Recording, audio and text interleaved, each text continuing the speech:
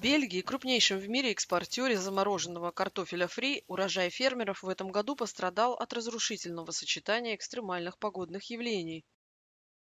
Ливни и грозы в конце весны ослабили структуру почвы, а затем необычно жаркая и засушливая летняя погода не позволила картофелю развиваться нормально.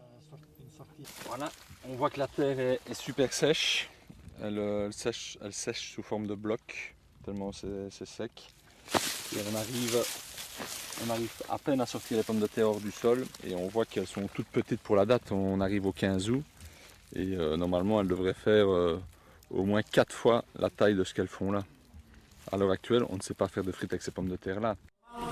Но производители по-прежнему обязаны выполнять контракты на поставку. Перед началом сбора урожая они договариваются с переработчиками об объемах поставок и ценах. Фермеры будут использовать запасы прошлого года, когда урожай был исключительно обильным. А в Брюсселе владелец киоска с картошкой фри пытается приспособиться к ситуации.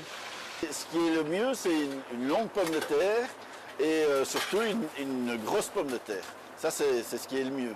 Mais bon, maintenant, comme les saisons varient très très fort en ce moment, eh bien, c'est difficile à trouver la frite parfaite.